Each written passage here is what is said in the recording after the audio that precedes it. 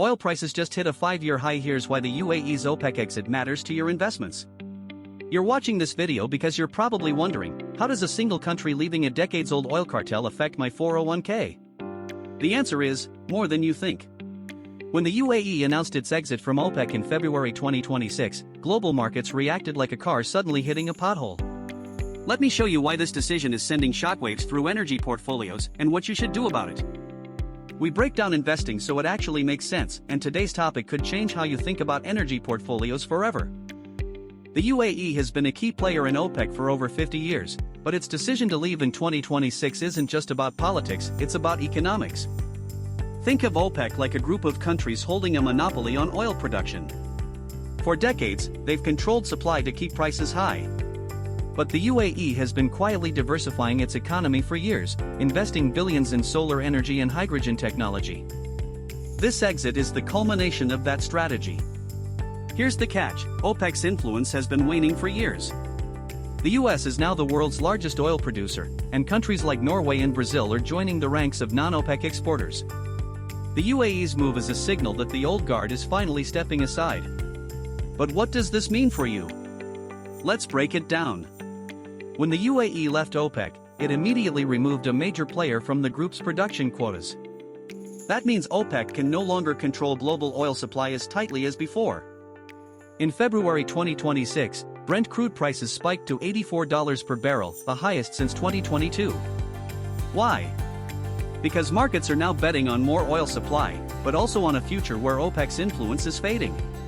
This isn't just a headline, it's a shift in how energy markets operate. For investors, this means two things. First, oil prices could become more volatile as OPEC's grip weakens. Second, the energy transition is accelerating. The UAE isn't just leaving OPEC, it's doubling down on renewables. In 2025, the UAE launched the world's largest solar farm, enough to power 1.5 million homes. That's not just good for the environment, it's a massive economic bet on the future of energy. But here's where it gets interesting. Let's talk about what's actually happening in the markets right now. After the UAE's announcement, oil prices surged, but then stabilized. Why? Because OPEC still has influence, even without the UAE. Saudi Arabia and Russia are still major players, and they've kept production quotas tight. However, the long-term impact is clear: OPEC's ability to control prices is shrinking. This has three major implications for energy investors. First, the oil sector is going to be more volatile. Without the UAE's production limits, OPEC can't control supply as effectively. That means oil prices could swing more wildly in response to geopolitical events or economic shifts. For example, if the US economy slows down, demand for oil might drop, but OPEC can't just cut production to prop up prices. That's a risk for investors holding oil stocks or ETFs.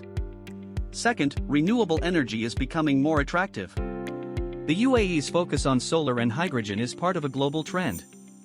In 2026, renewable energy investments hit a record $1.2 trillion worldwide. That's up 20% from 2025. If the UAE is leading the charge in renewables, that's a signal that the energy transition isn't just coming, it's here. Investors who ignore this shift could be missing out on massive growth opportunities.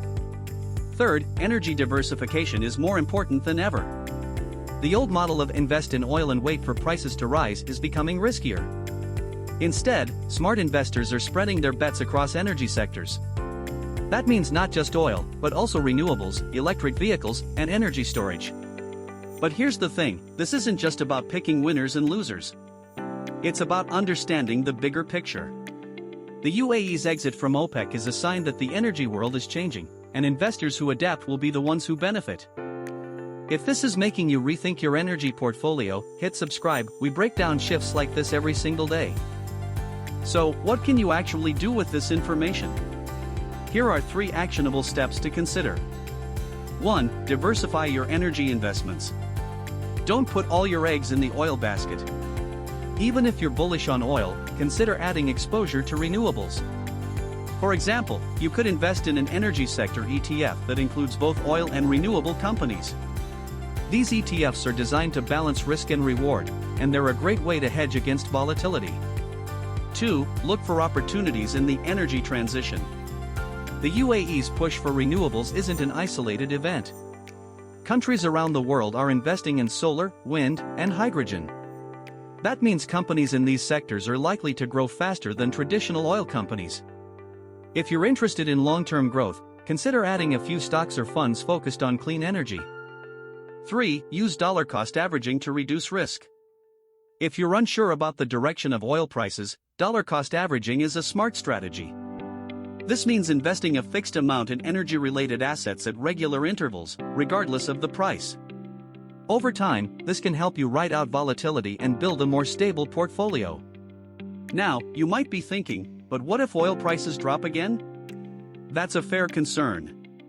The truth is, no investment is risk-free. But by diversifying and staying informed, you can position yourself to weather any storm. The UAE's exit from OPEC is a turning point for energy markets. It's a sign that the old ways of doing things are changing, and that's not necessarily a bad thing. For investors who adapt, this shift could open up new opportunities. The UAE's OPEC exit is reshaping energy markets, and your portfolio could be next. If you're ready to rethink how you invest in energy, don't forget to hit subscribe. Tomorrow, we'll break down how AI is changing the future of work and your retirement plan. See you there.